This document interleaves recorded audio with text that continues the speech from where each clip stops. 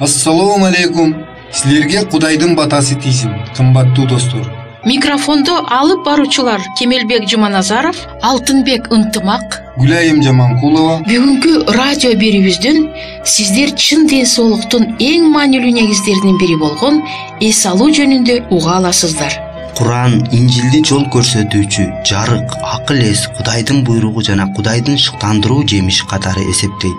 Булар жөнүндө Курандын көптөгөн сүрөлөрүнөн билүүгө болот. Жана биз бүгүн ыйык Куран көрсөткөн Инжилге кайрылабыз. Биз андан турмуштун койгон көптөгөн суроолоруна жооп таба алабыз. Биз менен болуңуздар. Кечиңиздер коонак болсун.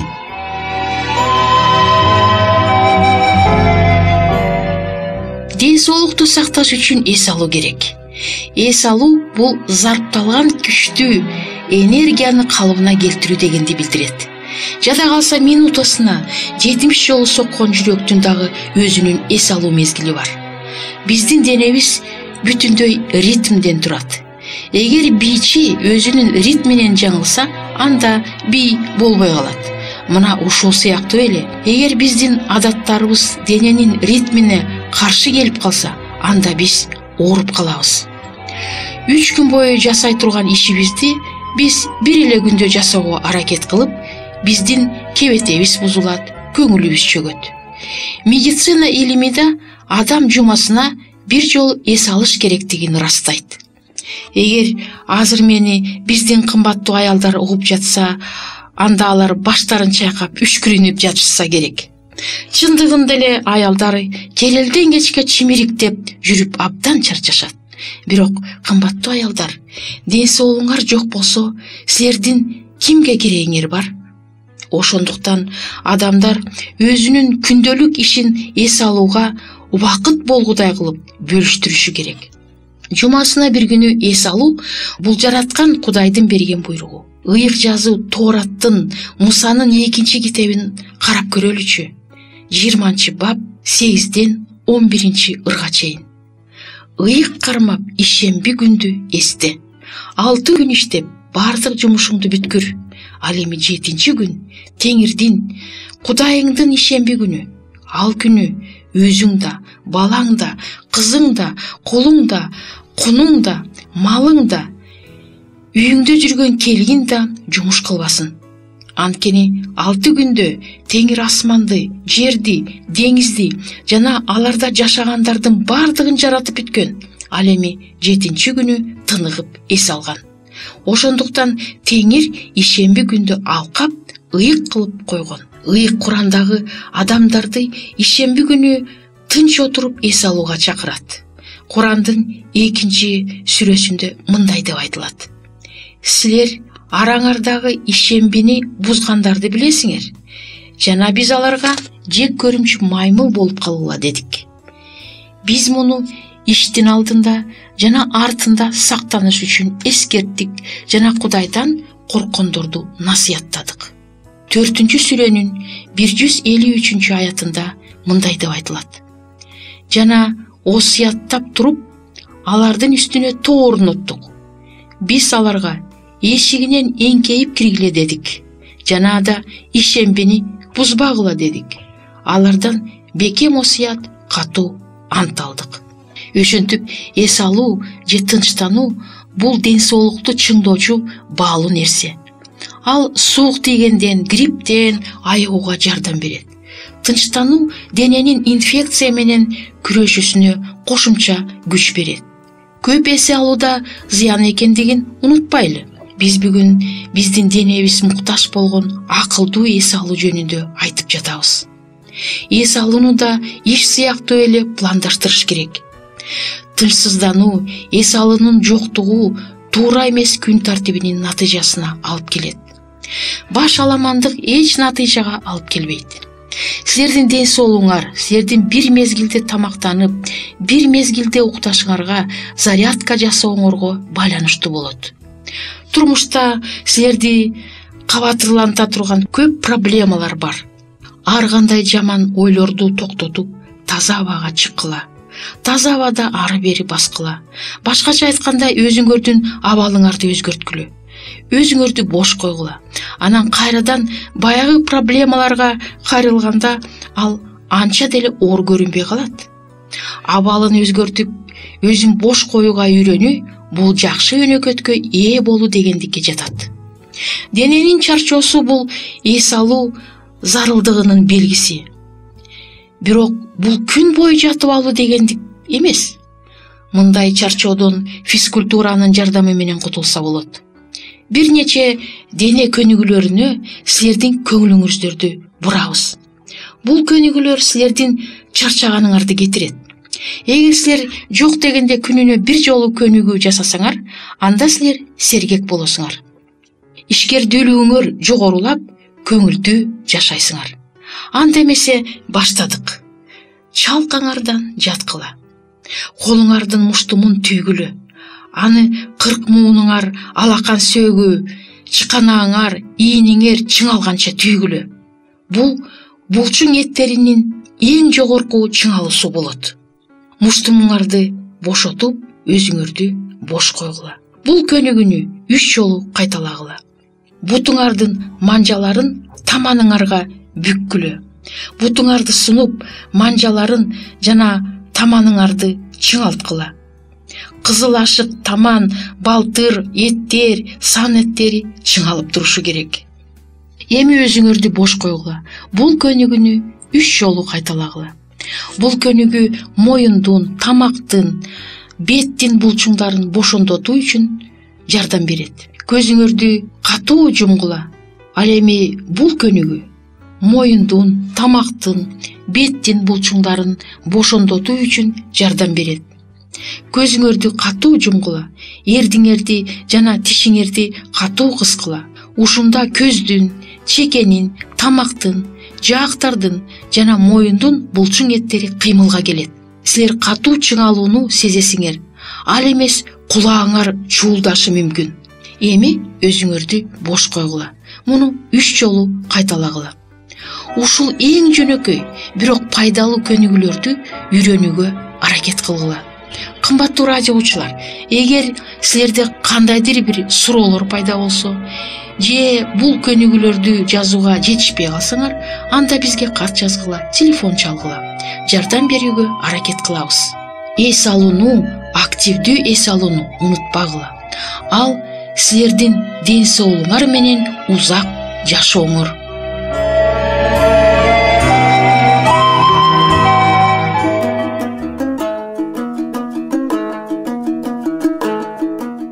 Эгер сиздерде суроолор болсо, же көбүрөөк маалымат билем десеңиз, анда биздин WhatsApp номерибизге жазыңыз. +1 301 760 60 70. Кайрадан +1 301 760 60 70.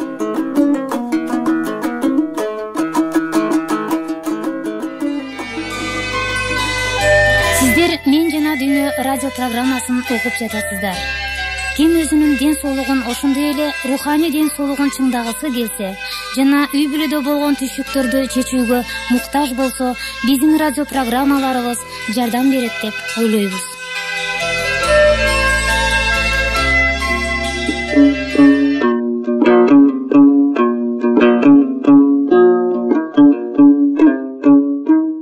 Ыйык Курандын 2-сүрөсүнүн 53-аятында ыйык жазуу жөнүндө мындай деп жазылган. Анан биз Мусага күнөөдөн арылтуучу, адамды айырмалоочу өлчөчү жазууну силерди туура жолго багыттоо үчүн тартууладык. Азыр биз ыйык Куран көрсөткөндөй ыйык жазууга кайрылабыз.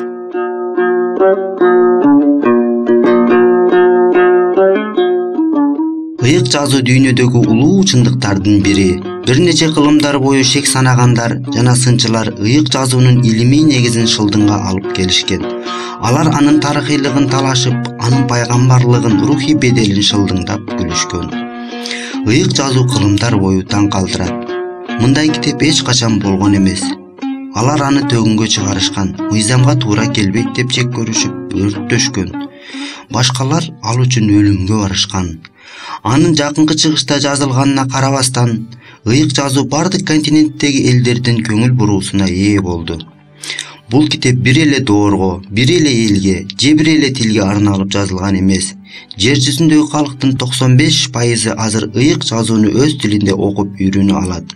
Ыйык китептердин бардык улуттагы адамдарга тийгизген таасирин өлчөөгө мүмкүн эмес. Бүгүнкү күндө ыйык жазуу абдан белгилүү болду. Аны кайрадан басып чыгарууга болгон муктаждык жылдан жылга жогорулоодо. Жылына ыйык китептердин 17 миллион көчүрмөсү жер шарынын бардык булуң бурчтарындагы китеп рынокторунда өз ордун табышууда. Элдин ушунча суктануусун жана берилүүсүн пайда кылган бул кандай китеп? Анын сырдуу билдигинин артында эмне турат? Эмне үчүн ыйык Куран ыйык жазууну туура жолго багыт берген деп атап, бизди аны үйрөнүүгө чакырат? Бул суроолорго ыйык жазуу өзү жооп берет. Бардык ыйык жазуу Кудайдан шыктанган. Ыйык жазуу ыйык рух шыктандырган, тандалган адамдар аркылуу жазылгандыгын айтат. Себеби пайгамбарлык эч убакта адам каалагандан айтылган эмес. Тескерисинче, аны ыйык рух менен шыктанган Кудайдын ыйык адамдары айтышкан. Ыйык жазуу адамзат тукумунун бүткүл өнүгүү жолун чагылдырат. Ар кандай археологиялык табылгалар, кол жазмалар ыйык жазуунун айткандарын чындыгын далилдейт. Ыйык жазууну Кудайдан шыктанган сөз экендигинин дагы бир далили анын алдын ала айтуу жөндөмдүүлүгү болуп эсептелет. Бул жерден биз мындай сөздөрдү таба алабыз. Мен Кудаймын, жана менден башка Кудай жок, мага окшогон жок. Мен байыркы убактан баштап дагы бул элек нерселер жөнүндө башынан аягына чейин жарыялайм. Тоорат Исайя пайгамбардын китеби 46-бап 9-10 ырлар. Кымбаттуу достор, ыйык жазуунун барактарынан силер так ордунан чыккан таң каларлыктай пайгамбарлыкты таба аласыңар. Жана дагы Кудайдын улуу кудуретине суктанасыңар. Бизге кат жазгыла, телефон чалгыла. Биздин ыйык жазууну жана Куранды үйрөнүү боюнча курстарды уюштура ала турган мүмкүнчүлүгүбүз бар. Силерге жардам берүүгө даярбыз. Ооба. Качан Кудай мезгилдин көшөгөсүн жылдырып, бизге улуу дүйнөнүн келечегине көз жүгүртүүгө мүмкүндүк бергенде, ал дүйнөгө ыйык жазуу бул жөнөкөй гана китеп эмес, бул Кудайдын китеби экендигин көрсөтөт. Бирок ыйык жазуу бул чыныгы тарых гана эмес, илимий факт гана эмес, пайгамбарлык гана эмес, ал мындан да жогору. Китептин аты, китептин жүрөгү мындан 19 кылым мурда Иерусалимдеги Голгофа өңсөсүндө болуп өткөн окуяны баяндайт. Жана иштин баары, кымбаттуу досум, бул жөнүндө биздин кандай ойлоорубузда турат. Ошол айкашкан жыгачта өлгөн Ыйса Кудайдан келгенби же андай эмеспи? Голгофтогу окуя чын эле болгонбу же жөн эле фантазиябы? Мына биз эмнени билишибиз керек? Бул суроолорго жоопту биз Кудайдын сөзүнөн табабыз. Мындай китеп эч качан болгон эмес. Андагы катылган күч силердин турмушуңарда өзгөрүүлөрдү алып келиши мүмкүн. Бирок Кудайдын сөзү бул өзгөрүүлөрдү каалагандарды гана өзгөртө алат. Качан силер ыйык жазууну, анын үнү силердин акыл эсиңерге жана жүрөгүңөргө жеткидей кылып окуганда, бул үн Кудайдын жүрөгүнөн чыгып жатканына болгон ишенимиңер чыңдалат. Досум, иштин баары сенин бул китепке кылган мамилеңе байланыштуу экендигин түшүндүңбү? Бул жөн гана китеп эмес, бул столдун үстүнө кооздук үчүн коюлган эле китеп эмес. Бул пайдалуу маалымат же жакшы кеңеш гана эмес. Бул биздин жүрөгүбүзгө кайрылган Кудайдын сөзү. Бул жер шарында жашаган балдарына жиберген Кудайдын камкор каты. Бул жөндө ыйык Куранда мындай деп айтылат. Биз алардын изи менен Мариям уулу Ыйсаны жөнөттүк. Ага чейин эле Тоорат менен Инжилди асмандан түшүрүп бердик. Буларда да жарык жол көрсөткөн улуу чындык бар. Кудайдан корккондор колдонуп, насыят алсын үчүн Тоораттын асмандан түшкөнү айдан ак далил. Теңири эмне жазганын Инжилди баамдап алсын. Андагы жазмыштын жазганын баамдабагандар ак жолдон адашып бузулгандар. Куран Насип Аль-Майда сүрөсү. Биздин келерки берүүбүздө биз ыйык китептер Куран, Тоорат, Забур жана Инжилге бат-бат кайрылып турабыз.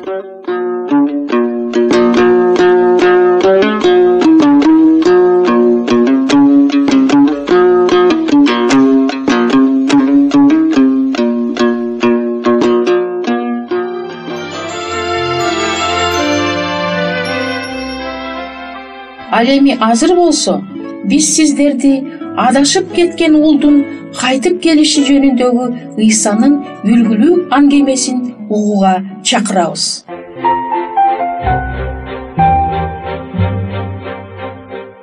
Дагы бир үлгүлүү аңгемени Ыйса элге айтты. Бир адамдын 2 уулу болгон эле. Алардын кенжеси атасына: "Ата, мал мүлкүңдү мага тиешелүүсүн бөлүштүр" деди. Атасы мал мүлкүнүн ага тиештүүсүн бөлүштүрүп берди. Бир нече күндөн кийин кенже уулу бардыгын чогултуп алыс жерге кетти. Барып бузукчулукта жашап, ысырапкерчилик менен мал мүлкүн түгөттү. Бардыгын түгөтүп бүткөн соң ал өлкөгө улуу ачарчылык келип, ал өтө муктаж боло баштады. Ал өлкөнүн бир адамына барып жалданды. Ал адам болсо аны өзүнүн чочколорун жайууга талаага жиберди. Ал чочколор жеген кабыктар менен деле өз курсагынын тойгонуна ыраазы эле. Бирок аны да ага эч ким бербеди. Өзүнчө ойго батып, атамдын канча жалчылары мал менен курсактарын тойгузуп жүрүшөт. Ал эми мен болсо аштан өлүп баратам деди. Туруп атама барам жана ага: "Ата, мен асманга каршы жана сенин алдыңда күнөө кылдым.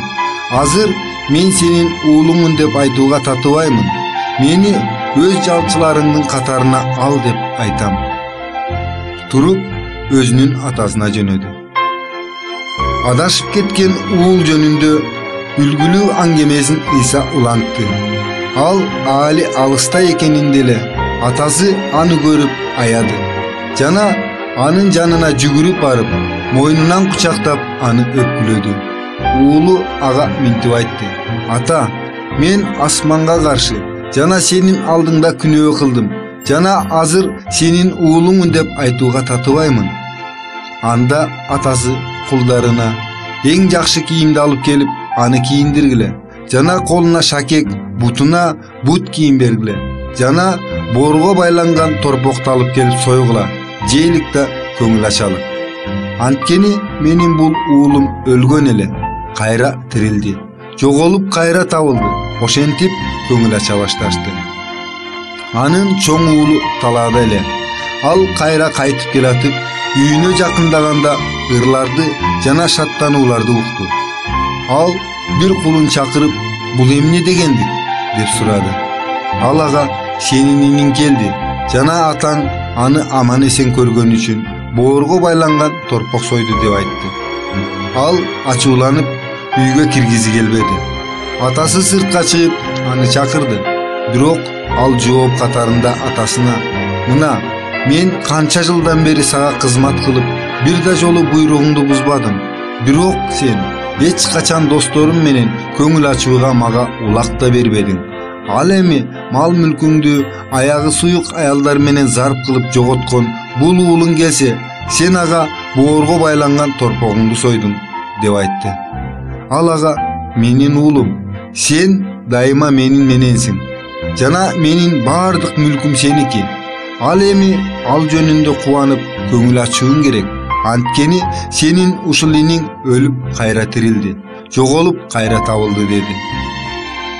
Бул үлгүлүү аңгеме Лукадан болгон ыйык инжилде 15-бап 20-ырдан 38-ырга чейин жазылган.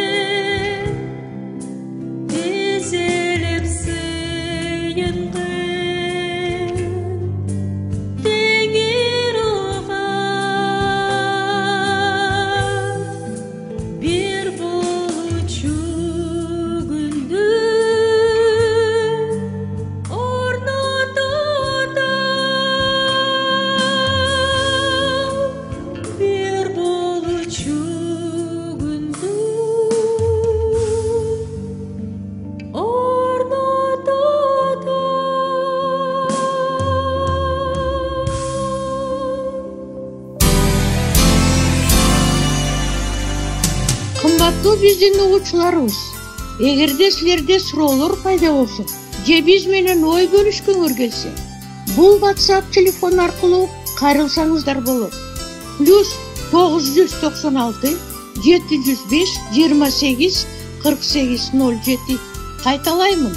+996 705 28 48 07. Жана жаңы маанилүү видеолорду өткөрүп жибербөө үчүн биздин каналга жазылыңыздар. Ден соолукта болгула. Кудайым силерге батасын берсин.